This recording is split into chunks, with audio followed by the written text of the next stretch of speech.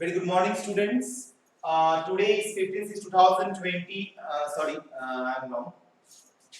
Today is 17/6/2020, and we will study we will start the rotary actuators or hydraulic motors. Basically, जब oil hydraulic system हम लोग study किए थे, तो oil hydraulic system में यहाँ पे मेरा टैंक था, यहाँ पे मेरा फिल्टर था, प्रेशर रेगुलेटर था, डायरेक्शनल कंट्रोल वाल्व था, एंड उसके बाद जाके यहाँ पे एक एक्चुएटर था।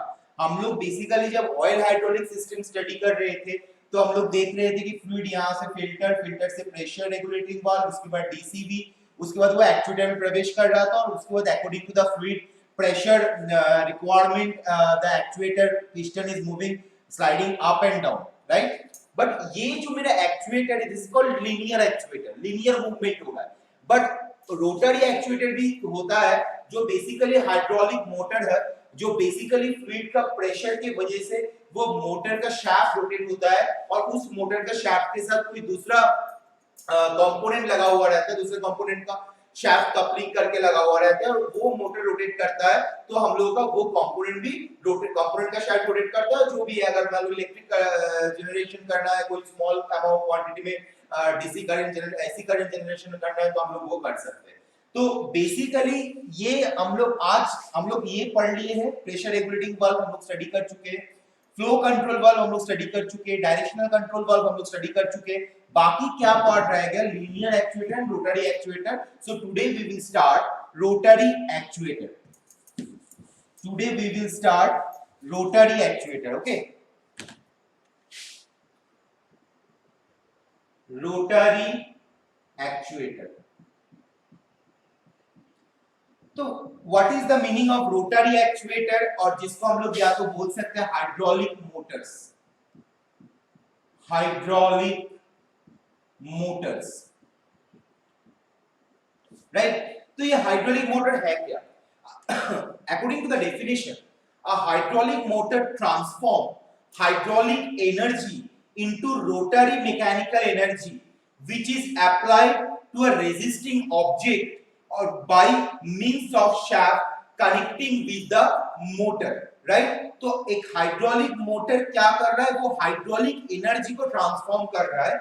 हम लोग बहुत सारा चीज को हम लोग जानते हैं कि energy neither be created nor be destroyed, right? According to the energy conservation law, and it can be transformed from the only one form to the another form. So this is the working principle of the rotor, this is the energy conversion law, right? तो hydraulic motor क्या करता है? वो hydraulic energy को rotary mechanical energy में transform करता है, right? मान लो ये अगर मोटर है, तो ये मोटर का अगर शाफ्ट है, तो ये मोटर का शाफ्ट अगर रोटेट करेगा तो वो मैकेनिकल एनर्जी होगा, और ये मोटर का शाफ्ट अगर कोई फ्लूइड या हाइड्रोलिक का द्वारा अगर रोटेट करता है, तो फिर वो मेरा हाइड्रोलिक एनर्जी मैकेनिकल एनर्जी में कन्वर्ट होगा। तो ये जो ट्रांसफॉर्मेशन कंपोनेंट जो है, मतलब जो इस हाइड्रोलिक एनर्जी को मैकेनिकल एनर्जी में कन्वर्ट करने के लिए, या हाइड्रोलिक एनर्जी को शाफ्ट एनर्जी, शाफ्ट का मूवमेंट करवाने के लिए जो कंपोनेंट ज्यादा रिस्पांसिबल होता है, उसको हम लोग क्या बोलते हैं? रोटरी एक्चुएटर और हाइड्रोलिक मोटर। तो ये हाइड्रोलिक मोटर का काम क्या है कि ये हाइड्रोलिक एनर्जी को रोटरी मैकेनिकल एनर्जी में ट्रांसफॉर्म करता है। जो रोटरी मैकेनिकल एनर्जी बेसिकली वो मोटर के साथ अटैच्ड हुआ रहता है, और वो शाफ्ट को रोटेट करता है। हाइड्रोलिक एनर्जी एंटर हुआ, एक शाफ्ट मोटर के साथ कनेक्टेड हुआ है, तो यहाँ पे ये हाइड्रोलिक एनर्जी शाफ्ट को रोटेट कर रहा है, इसका मतलब हाइड्रोलिक एनर्जी मेरा मैकेनिकल एनर्जी में कन्वर्ट हुआ, ठीक है? तो फर्स्ट ऑफ ऑल ये हाइड्रोलिक मोटर क्या है? बेसिकली हाइड्रोलिक पंप की जैसा ही काम करता है, ठीक है? ये हाइड्रोलिक मोटर हाइड्रोलिक पंप के जैसा ही काम करता है, but one difference is there. Difference is in hydraulic pump,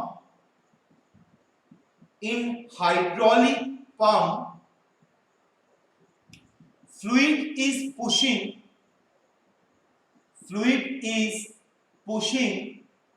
in hydraulic pump, fluid is pushing, right? Fluid is pushed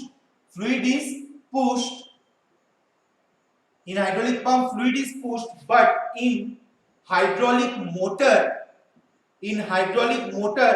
the rotating element are pushed by the oil. Hydraulic motor, the rotating element मतलब क्या है? Rotating element मतलब है shaft, motor का shaft है. The rotating element is pushed, the rotating element is pushed by the oil, right? ये मेरा difference है. हाइड्रोलिक पंप में क्या है? मान लो एक गियर पंप है, ठीक है, मान लो एक ये गियर पंप है, तो यहाँ पे क्या है कि ये एक गियर दूसरा गियर के साथ मेश करके बैठा हुआ रहता है. एक गियर अगर एंटी क्लॉकवाइज रोटेशन करेगा तो इस गियर के साथ ये गियर मेश है, तो ये ऑब्वियसली फ्री ऑफ मतलब कोई आउटसाइड एनर्जी छोड़कर ये मेश है, इसीलिए ये रोटेट करेगा. और ये जब रोटेट करेगा तो यहाँ पे फ्लूइड आएगा, तो फ्लूइड को वो पुश करेगा. ये मेरा हाइड्रोलिक पंप का वर्किंग प्रिंसिपल है. बट जब मैं हाइड्रोलिक मोटर में आता हूँ, हाइड्रोलिक मोटर में ये जो मेरा फ्लूइड एंट्री किया, यहाँ फ्लूइड एंट्री करके ये गियर को वो रोटेट करेगा, और गियर जब रोटेट करेगा तो ये शाफ्ट मेरा रोटेट होगा. मैं थोड़ा सा ध्यान से समझना तुम लोग. हाइड्रोलिक पंप क्या काम करता है, मैं थोड़ा सा क्लियर डिस्क्रिप्शन दे रहा हूँ, ठीक है. मान लो ये मेरा एक गियर मोटर है, गियर पंप है. मैं थोड़ा सा ब्रीफ डिस्क्रिप्शन दिखा रहा हूँ, ड्राइंग थोड़ा सा गंदा ड्राइंग बनाया हूँ मैं, ठीक है, थोड़ा सा बस समझना, ठीक है, कि हाइड्रोलिक पंप में क्या होता है. जब मेरा फ्लूइड एंट्री करता है तो वो फ्लूइड यहाँ से एंट्री करके दोनों मेश के अंदर में आना है, और यहाँ पे एक गियर बाहर से कोई मोटर के द्वारा हम लोग उसको रोटेट करता है. मोटर को ऑन करेंगे तो गियर पंप ऑन होगा, पंप ऑन होगा तो दोनों ये गियर रोटेट करना शुरू करेगा, ये गियर रोटेट करेगा तो यहाँ पे सक्शन क्रिएट होगा, वैक्यूम क्रिएट होगा, तो इनलेट हाई प्रेशर जोन से एटमॉस्फेरिक जोन से फ्लूइड जाके वो पंप के अंदर एंट्री करेगा, और पंप गियर के थ्रू से पुश होके फिर वो आउटलेट से पावर लेके निकल जाएगा.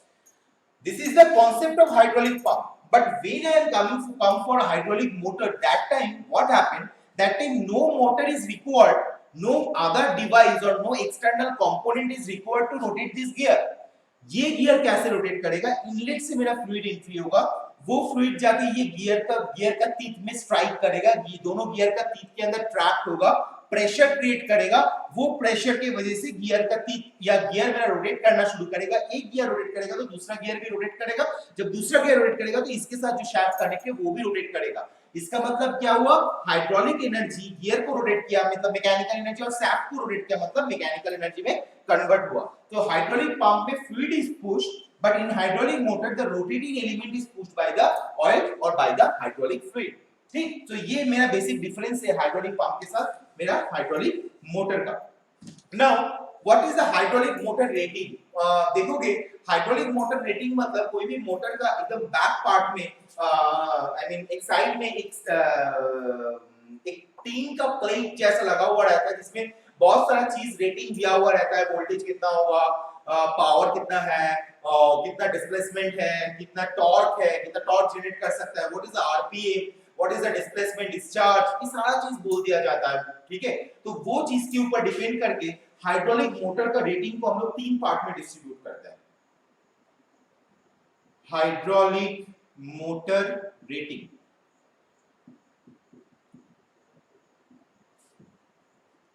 हाइड्रोलिक मोटर का रेटिंग को हम लोग 3 पार्ट में डिस्ट्रीब्यूट करते हैं. फर्स्ट पार्ट डिस्प्लेसमेंट और साइज, डिस्प्लेसमेंट और size. Second one torque capacity, torque capacity, torque capacity. And third one maximum pressure limitation, maximum pressure limitation.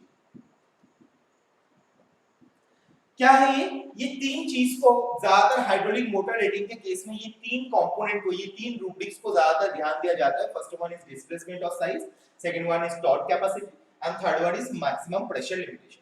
So now what is the displacement और size? According to the definition, it can be defined as the amount of fluid which the motor may accept in turning of one revolution, or the capacity of one chamber multiplied by the number of chamber the motor in mechanism contain. मतलब क्या है कि मान लो displace या size मतलब मान लो motor का size अगर ये है, और इस मोटर का साइज के अंदर ये मेरा मान लो मोटर का केसिंग है, और मोटर का केसिंग में ये मेरा एक चेंबर है. ठीक है, तो और भी मैं बड़ा साइज का अगर मोटर लेता हूं, ये मेरा और एक चेंबर है. ठीक है, 2 चेंबर है इस मोटर में.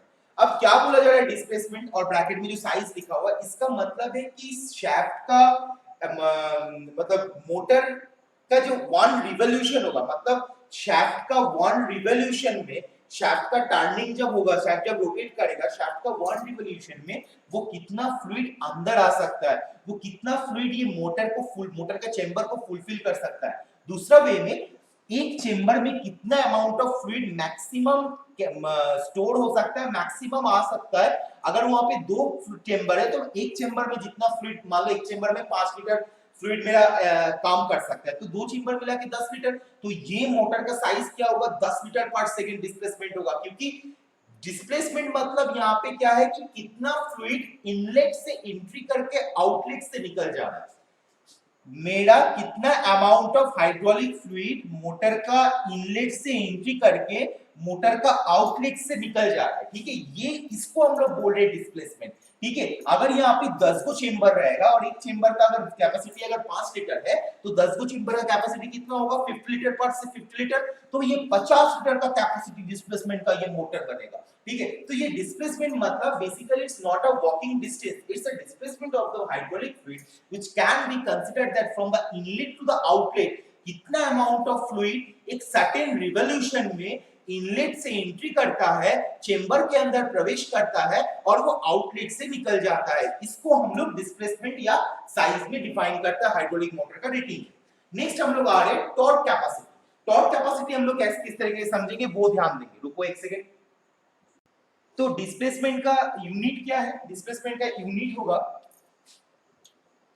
सेंटीमीटर क्यूब पर रिवोल्यूशन। मतलब एक रिवोल्यूशन में शाफ्ट का एक, या तो रोटर का, शाफ्ट का ना करके बेहतर होगा, समझने में सुविधा होगा, ये जो मेरा रोटर है, ये रोटर का मान लो ये एक पॉइंट को मैं डिसाइड कर रहा हूं, ये पॉइंट पूरा 360 डिग्री रोटेट करके जब फिर यहां पे वापस आएगा, ठीक है, तो उस वन रिवोल्यूशन में कितना वॉल्यूम ऑफ फ्लूइड मेरा इनलेट से एंट्री किया और शाफ्ट रोटर को रोटेट किया, शाफ्ट को रोटेट किया और वो आउटलेट से निकल गया, तो एक रिवोल्यूशन में कितना मेरा फ्लूइड इनलेट में एंट्री किया, मतलब चेंबर में एंट्री किया और चेंबर से निकल गया, that is called the displacement और साइज।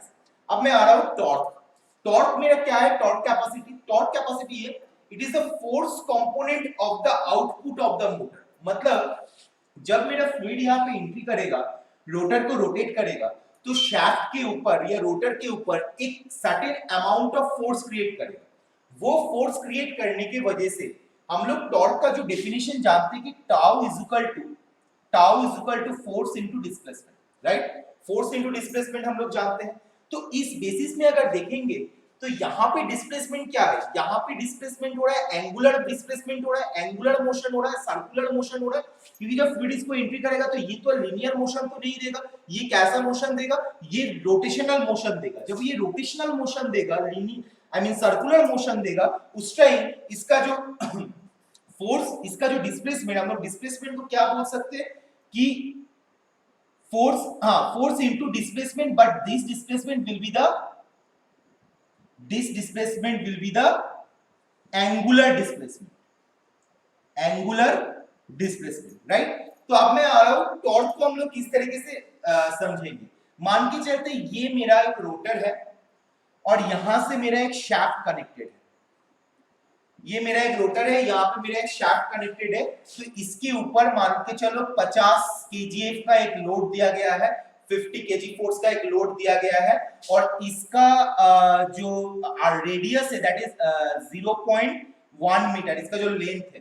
तो मैं इसका टॉर्क कैसे डिफाइन करूंगा, मैं टॉर्क डिफाइन कर पाऊंगा T into T is equal to force कितना है 50 इंटू 0.1, तो इसको अगर हम लोग कैलकुलेशन करेंगे कितना आएगा 5 न्यूटन मीटर। इस आई मीन ये शाफ्ट के ऊपर टॉर्क जनरेटेड हो रहा है, कैसे, T is equal to force 50 kgf into displacement, कितना डिस्प्लेसमेंट है 0.1 मीटर डिस्प्लेसमेंट है, तो 0.1 metre displacement is equal to 5 newton metre torque generated हो रहा है। अगर मेरे टॉर्क का तो फिर फार्मूला क्या हुआ, टॉर्क का एक्चुअल फार्मूला है T is equal to force into distance, force into distance from the shaft, okay, from the shaft, right. तो ये मेरा टॉर्क का फॉर्मूला है, T is equal to force into distance, I mean distance from the shaft। अगर ये मेरा T है तो what will be the rotary power? So rotary power equals to ये बेसिकली समझाया जा रहा है तुम लोगों को हाइड्रोलिक मोटर का। आई मीन अगर कभी भी इनकेस कोई न्यूमेरिकल तो सिलेबस में नहीं है, लेकिन अगर कभी भी इनकेस कोई न्यूमेरिकल आ जाता है सेमेस्टर क्वेश्चन में, तो उसके लिए तुम लोगों को ये दिखाया जा रहा है कि रोटरी पावर का फॉर्मूला क्या है। रोटरी पावर का फॉर्मूला है T is equal to angular velocity. T is equal to angular velocity, हम लोग एंगुलर वेलोसिटी क्या पकड़ते हैं? ओमेगा पकड़ते हैं। T is equal to angular velocity into angular velocity rotary power मतलब T इनटू ओमेगा। इसको हम लोग क्या करते हैं? T into 2 pi into revolution per second मतलब 2 pi n by t। Omega is equal to 2 pi n by t, 2 pi into revolution per second. ये मेरा रोटरी पावर का फार्मूला है। रोटरी पावर is equal to T into angular velocity is equal to T into 2 pi into revolution per second. अब मेरा rotary power मुझे मिल गया, टॉर्क मुझे मिल गया। नाउ इनपुट हाइड्रोलिक पावर, कितना हाइड्रोलिक पावर ये चेंबर में इनपुट हो रहा है उसका formula input hydraulic power.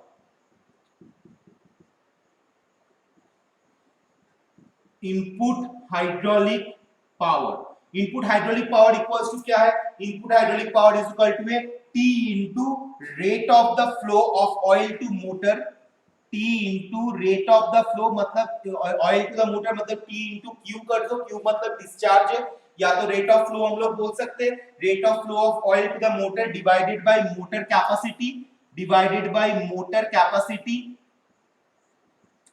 Capacity, जिसको हम लोग क्या बोल रहे हैं? डिस्प्लेसमेंट बोल रहे हैं बेसिकली, ठीक है। ये मेरा मोटर कैपेसिटी है, डिस्प्लेसमेंट सेंटीमीटर क्यूब पर रिवोल्यूशन। T इनटू Q मतलब Q for rate of flow of oil to the motor, और motor capacity into 10 to the power -3, motor capacity into 10 to the power -3 into 2 pi. ये मेरा formula है input hydraulic power का। T into Q मतलब flow of oil to the hydraulic motor into 2 pi divided by motor capacity into 10 to the power -3। motor capacity मतलब this displacement, what is the capacity of the motor, इसको हम लोग 10 to the power -3 इसलिए किए क्योंकि ये centimetre cube है, इसको हम लोग को मीटर क्यूब में कन्वर्ट करना है, इसलिए हम लोग 10 to the power 3 को यहाँ पे इनपुट किए। तो अगर मैं इनपुट हाइड्रोलिक पावर को अगर मैं फॉर्मूला वाइज अगर बैठाने की कोशिश करता हूँ तो मेरा क्या होगा? ये होगा P into capital Q, T into capital Q is equal to T into capital Q divided into 2 pi divided by C into 10 to the power -3। P into capital Q मतलब input hydraulic power P into Q is equal to क्या होता है? Torque into flow of oil to the motor into 2 pi divided by motor capacity is equal to C into 10 to the power -3। यहाँ से अगर मैं torque को calculate करना चाहूंगा तो P into Q into C into 10 to the power -3 divided by Q into 2 pi, यहाँ पे Q कट जाएगा तो मेरे पास रहेगा P into C into 10 to the power -3 divided by 2 pi। So T का फॉर्मूला क्या हुआ? P into C, P for power into C for capacity into 10 to the power -3 divided by 2 pi, ये मेरा formula हुआ। अब flow rate का formula क्या है? फ्लो रेट मतलब ये जो Q का फॉर्मूला क्या है? फ्लो रेट का फॉर्मूला है Q equals to RPM into displacement, for RPM into displacement, right? RPM into displacement. So discharge का फॉर्मूला क्या है? RPM into displacement. तो टॉर्क रिलेटेड अगर मैं फॉर्मूलास को अगर ध्यान दूंगा तो मेरा टॉर्क इज इक्वल टू क्या है? Force into distance from the shaft. देखो यहाँ पे दिखाया हो कि ये मेरा अगर रोटर है और ये अगर मेरा शाफ्ट है, तो इसके अगर ऊपर अगर 50 kg फोर्स अप्लाई हो रहा है और इसका जो लेंथ है 0.1 मीटर है, तो torque is equal to 50 into 0.1 metre, 55 newton metre. Basically ये मोमेंट के जैसा लग रहा है ना। इंजीनियरिंग मैकेनिक्स का थर्ड सेमेस्टर में हम लोग जो मोमेंट स्टडी किए थे, हम लोग देखे थे कि फोर्स इनटू परपेंडिकुलर डिस्प्लेसमेंट। तो यहाँ पे वही चीज हुआ, फोर्स इनटू परपेंडिकुलर डिस्प्लेसमेंट, जिसको हम लोग टॉर्क कैलकुलेट बोल रहे हैं यहाँ पे T। इस पे टॉर्क से मैं अगर रोटरी पावर को निकालना चाह रहा हूँ तो फॉर्मूला क्या है? T into angular velocity which is mean T into omega. Omega को हम लोग कैसे लिखते हैं? Omega is equal to 2 pi n by t होता है। तो मैंने क्या किया? T is equal to 2 pi into n for revolution, मैंने इसे यहाँ पे रिवोल्यूशन लिखा, divide by t for second, तो मैंने यहाँ पे s लिखा, राइट। अब रोटरी पावर मैंने हो जाने के बाद मुझे बोला जाएगा, पूछा जा सकता है इनपुट हाइड्रोलिक पावर क्या है? तो इनपुट हाइड्रोलिक पावर का फॉर्मूला है T into Q divide into 2 pi divided by motor capacity 10 to the power minus 3। ये 10 to the power minus 3 इसलिए यूज हुआ है क्योंकि यहाँ पे ये डिस्प्लेसमेंट सेंटीमीटर क्यूब पर रिवोल्यूशन है, तो इसको मीटर क्यूब में कन्वर्ट करने के लिए हम लोग 10 to the power minus 3 multiply किए। इनपुट हाइड्रोलिक पावर का फार्मूला क्या है? P into Q is equal to T into Q into 2 pi divided by C into 10 to the power minus 3। यहाँ से अगर मैं कैलकुलेशन करूंगा तो T का जो वैल्यू आएगा वो आएगा P into C into 10 to the power minus 3 divided by 2 pi। बाकी रह गया है Q is equal to RPM into displacement। ये मेरा डिस्चार्ज का फार्मूला है। Discharge is equal to rotational revolution per minute into displacement. ये डिस्प्लेसमेंट कितना यूनिट में होता है? सेंटीमीटर क्यूब पर सेकंड, जो बेसिकली मेरा मोटर का कैपेसिटी डिसाइड करता है। तो ये मेरा टॉर्क कैपेसिटी हो गया। या कोई भी हाइड्रोलिक मोटर का टॉर्क कितना होगा वो हम लोग इस तरीके से कैलकुलेशन कर पाते हैं। नेक्स्ट हम लोग आएंगे प्रेशर में, मैक्सिमम प्रेशर लिमिटेशन।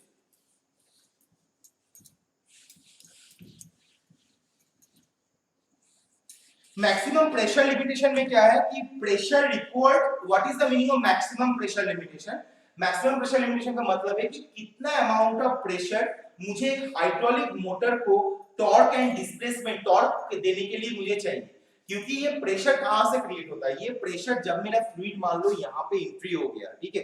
एक सिंपल सा चीज ध्यान दो, ठीक है। मैं ये फ्रांसिस टर्बाइन के पास मेरा एक मॉडल है, ठीक है। ये मॉडल को थोड़ा सा ध्यान देना, ठीक है। मान लो यहाँ से मेरा फ्लूइड एंट्री कर रहा है, ठीक है। फ्लूइड एंट्री करने के बाद यहाँ पे जम रहा है, स्टोर होते जा रहा है, स्टोर होते जा रहा है, क्योंकि वो हेवी डेंसिटी का है। तो जितना यहाँ पे फ्लूइड स्टोर होता जाएगा तो वो तो एक प्रेशर क्रिएट करेगा। वो प्रेशर कहाँ पे क्रिएट करेगा? वो प्रेशर ये जो व्हील्स है, ये व्हील्स में क्रिएट करेगा। और वो व्हील क्या होगा? फ्लूइड क्रिएट करने की, प्रेशर क्रिएट करने के बाद वो व्हील इस तरीके से रोटेट करना शुरू करेगा। जब भी वो फ्लूइड इस तरीके से रोटेट करना शुरू करेगा तो पीछे का जो शाफ्ट है, राइट, ये जो पीछे का शाफ्ट है, ये शाफ्ट इस तरीके से रोटेट करेगा। और शाफ्ट रोटेट करेगा मतलब जो हाइड्रोलिक एनर्जी यहाँ से एंट्री हुआ वो मेरा यहाँ पे फ्लूइड प्रेशर क्रिएट करने की वजह से एक मैकेनिकल एनर्जी में कन्वर्ट हुआ। और मैकेनिकल एनर्जी क्या किया? मेरा शाफ्ट को रोटेट किया। तो ये मेरा बेसिकली मैक्सिमम प्रेशर लिमिटेशन है, ठीक है। अब आज मैं वेन मोटर शुरू नहीं करूंगा, बस क्लासिफिकेशन थोड़ा सा बता दे रहा हूँ कि क्या क्लासिफिकेशन होता है एक हाइड्रोलिक मोटर का, ठीक है। तो ये मेरा तीन चीज में ध्यान देना पड़ेगा हाइड्रोलिक मोटर का रेटिंग के लिए। First one is displacement, second one is torque capacity and third one is maximum pressure limitation. Maximum pressure कैसे बनता है? जब मेरे चेंबर, हाइड्रोलिक मोटर के चेंबर के अंदर हम लोग कंटीन्यूअस अगर फ्लूइड को इंजेक्ट करवाते जाएंगे और इनलेट से अगर कंटीन्यूअस फ्लूइड को एंट्री करवाते जाएंगे तो वो फ्लूइड का प्रेशर क्रिएट होता है। वो फ्लूइड का प्रेशर किसके ऊपर पड़ता है? वो फ्लूइड का प्रेशर ये रोटर के ऊपर पड़ता है। जब रोटर के ऊपर पड़ता है तो ये रोटर क्या होता है? रोटेट करना शुरू करता है। जब ये रोटर रोटेट करना शुरू करता है तब वो मैक्सिमम एक सर्टेन मैक्सिमम प्रेशर के बाद जाके वो रोटेट करना शुरू करता है। इसको हम लोग क्रैकिंग प्रेशर भी बोल सकते हैं, क्योंकि अगर सर्टेन थोड़ा सा अमाउंट फ्लूइड अगर इसमें एंट्री करेगा तो ये रोटेट नहीं करेगा। एक मैक्सिमम प्रेशर जब तक इस फ्लूइड के चेंबर के अंदर नहीं बनेगा तब तक ये रोटर रोटेट नहीं करेगा, तब तक वो टॉर्क नहीं आएगा। तो मैक्सिमम डिस्प्लेसमेंट में वो मैक्सिमम प्रेशर बनता है, मतलब जितना अमाउंट ऑफ फ्लूइड वो चेंबर के अंदर एंट्री करेगा तब जाके वो मैक्सिमम प्रेशर क्रिएट करेगा इस रोटर के ऊपर। ये रोटर रोटेट करेगा तो ये जाके मेरा शाफ्ट रोटेट करेगा। तो ये तीन रूब्रिक्स हाइड्रोलिक मोटर रेटिंग के लिए बहुत ही इंपॉर्टेंट है। अब मैं आ रहा हूं classification of hydraulic motors. Hydraulic Motors का क्लासिफिकेशन क्या-क्या है? कंस्ट्रक्शन के ऊपर डिपेंड करके हाइड्रोलिक मोटर को HM, ठीक है। हाइड्रोलिक मोटर को हम लोग तीन पार्ट में डिस्ट्रीब्यूट करते हैं। एक है मेरा वेन टाइप, एक है मेरा when type, second one is my gear type and third one is piston type, ठीक है। हम लोग बेसिकली पंप जब पढ़ रहे थे हम लोग ये सारा चीज स्टडी कर ली कि what is the meaning of when type, how the gear pump is work and how the piston pump is work. But hydraulic motor में भी हम लोग ये तीन टाइप का मोटर्स देखेंगे। एक है मेरा वेन टाइप, दूसरा मेरा gear type and third one my piston type. Piston type को भी हम लोग तीन पार्ट में डिस्ट्रीब्यूट करते हैं। First one is inline, second one is my bent axis and third one is my radial. Okay, so inline, bent axis and radial, when type, gear type, piston type, उसको अगर तीन part में distribute करेंगे तो inline, bent axis and radial। तो ये तीन छह मोटर हम लोग को स्टडी करना पड़ेगा। 1 2 3 4 5 6, ये छह टाइप का मोटर हम लोग को स्टडी करना पड़ेगा। और अपकमिंग वीक में हम लोग ये छह मोटर को स्टडी करेंगे। और कल का जो लेक्चर रहेगा वो प्योरली वेन टाइप मोटर के ऊपर लेक्चर रहेगा। ये मेरा वेन टाइप मोटर है कि किस तरीके से मेरा वेन टाइप मोटर काम करता है, क्या वर्किंग प्रिंसिपल है, क्या है क्या नहीं है, क्या थ्योरी है, क्या कंस्ट्रक्शन है, क्या वर्किंग प्रिंसिपल है, ये सारा चीज मैं कल का लेक्चर में जब मैं वेन टाइप मोटर स्टडी करवाऊंगा कल का लेक्चर में मैं तुम लोगों को बोल दूंगा, ठीक है। बट तब तक के लिए ये जो रोटरी एक्चुएटर का क्या आई मीन किस तरीके से काम करता है, ऑयल हाइड्रोलिक सिस्टम में कहां पे काम करता है, what are the hydraulic motor rating, ये अच्छे से स्टडी कर लो, राइट। और अगर कोई भी डाउट रहता है आज का वीडियो लेक्चर के ऊपर तो मेरे जूम क्लास में तुम लोग मुझे डाउट पूछो, सारा डाउट को क्लियर करके रखो, क्योंकि आप कुछ दिन बाद तुम लोग का मिड टर्म एग्जामिनेशन होने वाला है, तो वो सारा डाउट को क्लियर करके रखो ताकि आगे चलते हुए कोई असुविधा ना हो, ठीक है। So now I am concluding my class, so thank you for ending my class, and have a nice day, stay home and stay safe, thank you।